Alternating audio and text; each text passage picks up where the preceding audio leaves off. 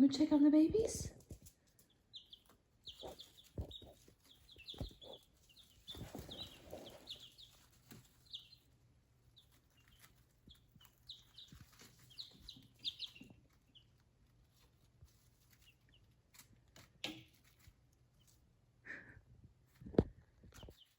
What you think, Ruger?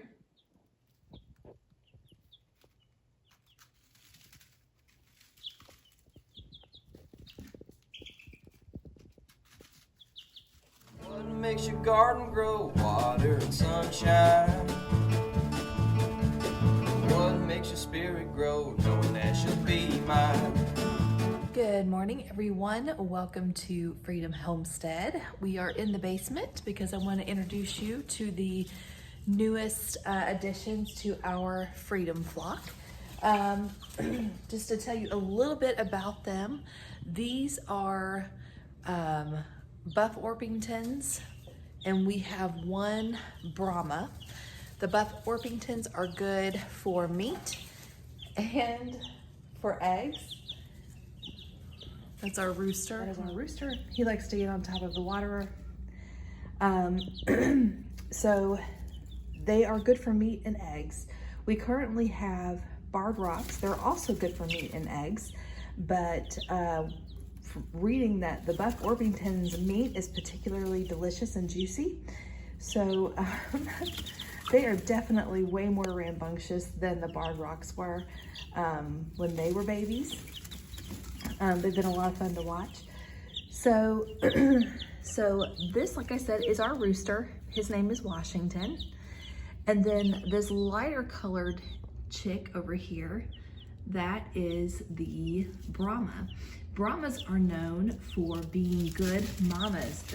They can get broody and are pretty reliable on being broody. So she's actually going to be our laying mama. At least that is the hope. And we are predominantly going to use their babies for meat. I have named her Liberty. They are the Freedom flock after all. In fact, Jackie has renamed them the Founding Feathers, which is awesome.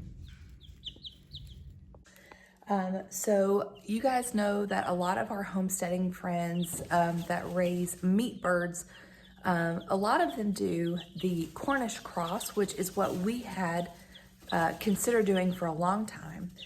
But just thinking about sustainability and having to rely on shipment and things like that, I felt that doing meat birds the way my great-grandparents did them would be the best way to go, which is basically food on demand, just raising your chickens and then butchering them when you want to eat them, as opposed to raising a huge flock, butchering them, and then storing them in the freezer. That way we don't have to rely on the freezer. I don't have to use up my canning jars, and it's just fresh, good meat when we're ready. So that is what we are going to attempt to do, and really hoping that it works out for us. So Cornish cross hens, or Cornish cross birds, from the time they hatch to the time they are ready to butcher is usually about 8 weeks. You wait any longer, they get too big for their own legs, and they break them. But birds, when you raise them this way, like heritage breeds, they aren't usually ready to butcher for 16 weeks. So there is more time investment, more feed investment, and their meat is not going to be as big, but that's okay. I'm concerned more about sustainability, and we'll still have meat, and that's, for me, that's like the most important thing. Okay, so I'm actually down here to clean their water and get them some fresh food, and then I'm gonna take you out to the garden.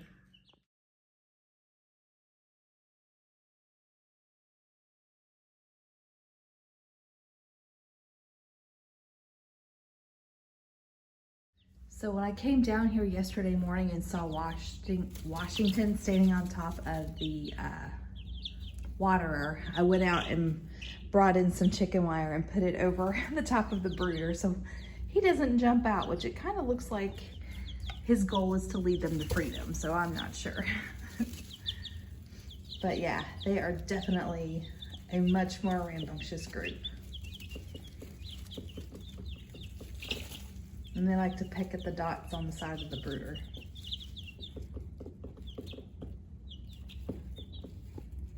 According to the McMurray Hatchery website, Buff Orpingtons are easy to dress for the table. They are white-skinned, plump and juicy, and a beautiful eating bird. The chick we've named Liberty is a Brahma, and the McMurray Hatchery website says, hens are good brown egg layers, especially in winter, and are likely to set and make good mothers to their young. So just to give you a little context here, we have had over 100-degree days with heat indexes in around between like under 110. So I have not been coming out here.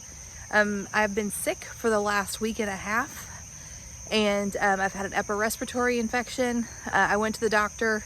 It's not COVID, so I'm on the upswing, but I'm not 100%. So if I talk too much or if I get too hot, I start coughing, and that makes me sick. So you're gonna see a lot of weeds, a lot of grass, but it's been all I can do just to come out here and pick. So let me turn you around and show you what everything looks like. We had, of course, we're in a drought like everybody, like most of the US. But we have had a couple of pop-up showers that have lasted anywhere between 5 and 15 minutes. Yesterday was one of those days. We had a downpour, but again, not nearly enough for what we need. So we have been trying to hand water, but you know, city water is just not the same as rainwater.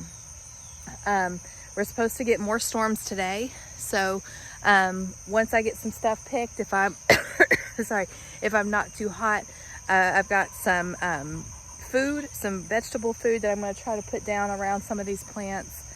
But yeah, it's kind of looking like a jungle. It's really, really grown a lot. So I'm going to turn you around and give you a quick garden update. Okay, so I've only had one small picking of green beans so far, but I'm getting ready to pick some more. You can see I've got some that are ready.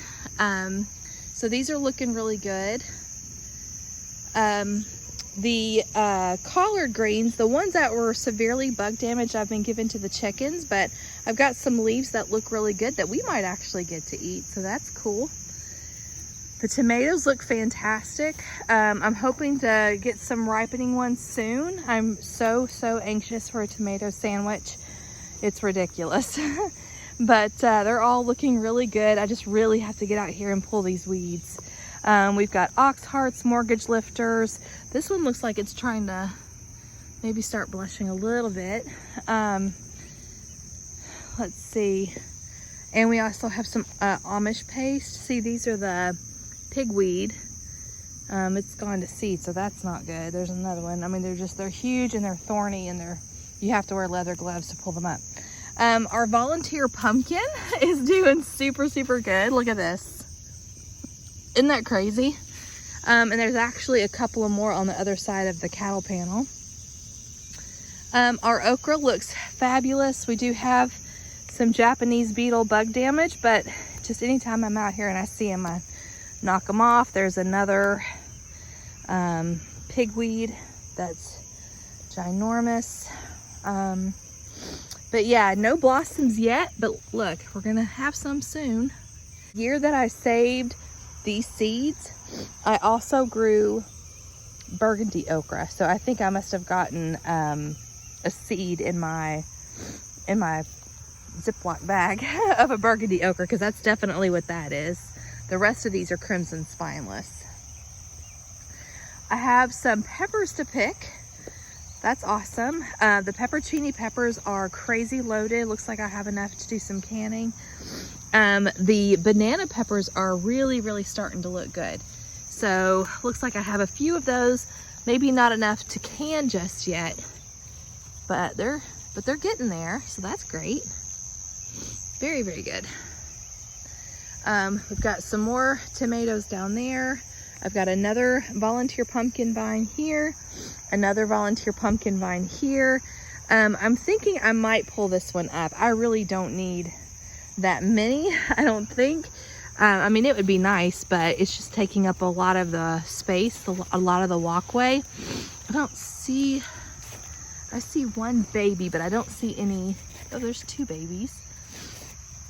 And I'm really not sure what kind of pumpkins these are going to be, because I fed a few different varieties to the chickens while they were in this space over the winter. So we'll see. All right, so these are our California Wonder plants. Let's see, we've got some little ones. I've only harvested one, and it was a little too soon.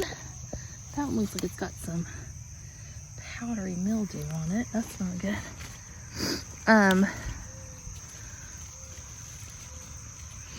But anyway, I picked it because it had a soft spot on it, so it wasn't fully ripe, but we ate it anyway. Okay, back here we have more tomato varieties, or this is actually all Amish paste, and I feel like this pumpkin vine is kind of helping with the heat. It's kind of offering a little bit more, oh look at this. Look at that. Cool. I feel like this is offering some shade, some mulch. So I may just leave them. It'll be fine. I'll do my best to walk around them. And if anything, I could access the tomatoes from here. So we'll just do the best we can. Oh look, this is the first time I've noticed some pods on my pinto beans. Cool. They're doing really well. Obviously this trellis is not tall enough, but you know, we'll see what happens. These will stay on here until the plants die and the pods dry out. So look at that. How awesome is that? That's so cool. Very cool. Look at this. The pumpkin plant has grown. I don't really want it to do that because I'm afraid it'll pull the... Oh, look, yay. Very cool. That's the first really good blushing tomato I've got, so very neat. All right, these are the triple L crop that I got from my friend Kimberly. Those are gorgeous. These plants have done really well through this heat. Very little leaf curl. They're just really hardy, so that is super awesome. Okay. Sunflowers are getting good and tall. I've not noticed any kind of head to speak of. Looks like we're still developing leaves, and we will, because these flowers will get well over 10 feet tall. These squash plants have really taken off. If you guys remember when I first got them, they were very puny looking. But I definitely planted them too close, but that's okay. I will still have a yield, maybe just not as amazing. I did notice a couple of yellow, look at there. Yeah, lots of bees happening here. I need to come out here and prune this plant. Ouch. But, all right. So we've got at least one yellow squash. I see another small one down there. So yeah, I was really getting worried that I would not have very much squash to speak of, or zucchini, but they're proving me wrong. But again, I have planted them too close to the cucumbers, so I definitely need to come out here and prune these back so I have some walkway. But I have been harvesting the cucumbers, just not enough to do a canning session yet, but I have a lot of little babies, so I should hopefully lots of blossoms too, and lots of bees, so that makes me very happy. So I should be hopefully doing a canning session in about a week or so. So when the basement fell, I missed one. When the basement fell, it took out, you know, our surplus of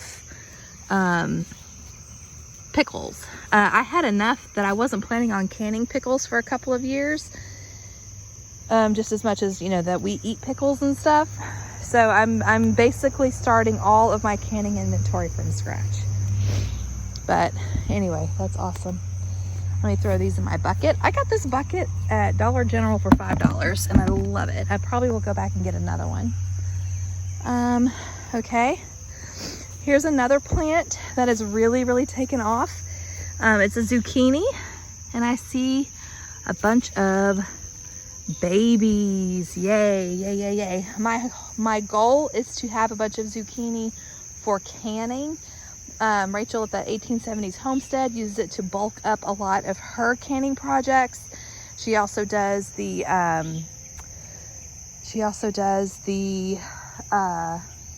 what do you call it? The pineapple zucchini. And I have another friend, Crystal, at what is her channel called? Texas something. Anyway, yeah, very excited. Okay, I have actually harvested about 5 zucchinis from this plant. I have some babies, but I don't have any that are ready to harvest today. If you see your zucchinis, sorry bees. If you see your zucchinis turning yellow and shriveling up, it's because they didn't get pollinated. But yeah, like I said, I have harvested several. I have another little squash plant here that is coming on. Ooh, and I got another one there too. So yeah, hopefully I will have more squash than I realized I would have. And then back here, our corn, some of our corn is tasseling. This has really struggled through the heat and the lack of water, even though we've been trying to water, but they have really perked up. I think even just that little bit of rain has done a lot for it. So we have 2 double rows. This row is much shorter because I planted it a little bit later, but yeah, I'm just really hoping for a good harvest. But it's looking good so far. So far, so good. Anyway, okay, so that's the big garden. Over here in the side garden, these are the Italian paste tomatoes. I guess they're not gonna get much bigger. I have fertilized these with fish emulsion, but it doesn't look like it's going to get much bigger. Among the pigweed, our sugar baby watermelon vines look good. Even have a couple of vines, and I've got a couple of black Russian sunflowers that are coming up. Our jalapeno plants have really perked up.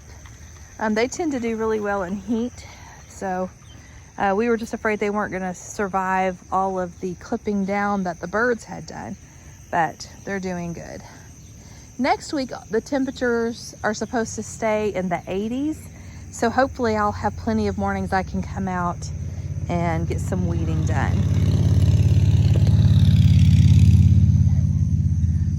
Okay, these are the Cherokee wax beans that I planted from the Dollar Tree, and they're hanging on. Again, these have been fed. They're just not doing well. None of the muncher cucumbers came up. I'll wait until it gets a little bit cooler and try again. The herbs are doing okay. Harvested from these a few times. Have been giving some of the oregano to chickens, which is really good for their respiratory system. I'm just pulling the blossoms off. This volunteer sage that I found in the tire I brought over here, so it's looking okay. Onions look really good. They're doing good. This basil is struggling. I think it's the heat and the water. It's just not, you know, having city water and not as much rainwater. More pigweed. Looks like I didn't harvest much from this cilantro, unfortunately. I'm gonna wait again. Hopefully, I should probably start some inside. Rosemary is doing really good. We've harvested from that several times. And then in my cabbage beds, the cabbage is looking good. The weeds look better. But again, I plan on starting some very soon and having a bunch in the fall garden. This cabbage did not make it at all, so I need to pull that up and give it to the chickens, but the rest of these are doing really well. This one is getting choked out by some of these weeds, but some of these red cabbages look really, really good. Regardless, or despite the weeds. Found! Look! We have a watermelon! Oh my goodness! Do I have any more? Yep, there's one over there. Oh my gosh, there's several! You guys, I'm growing watermelon! Oh my goodness, there's 1, 2, 3. Where was the other one I just saw? 3. And then 4. Can you see it? 4.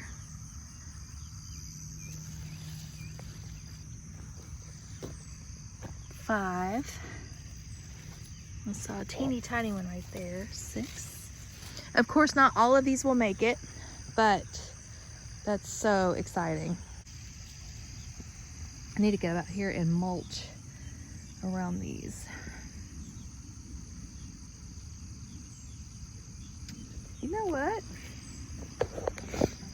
I'm beginning to think that's a zucchini plant. That is a zucchini plant. It's okay. I'm happy for that though, because I wanted more zucchini plants. I moved it over here from the zucchini thinking that it was a watermelon. No, I thought this might be a midget cantaloupe. That's what it was. Because the leaves seem a little bit more forked, but it's not vining, it's a bush. So that might be a zucchini, and that is perfectly okay with me. Okay, so it is 5 till 7 now, and I'm surprised I haven't coughed too much yet.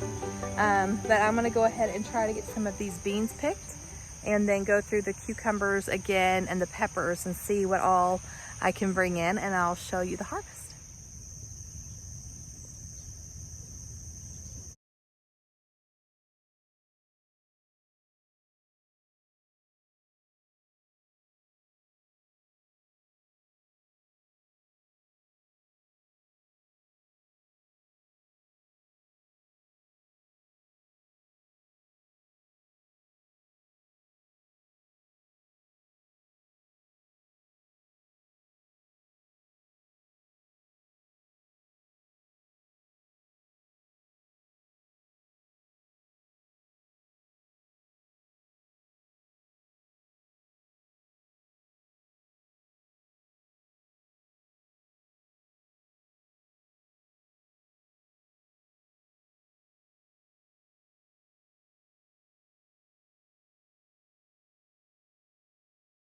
All right, friends, this is our first substantial harvest. I have enough green beans to do a canning session. It might be a small one, but I'm happy with it.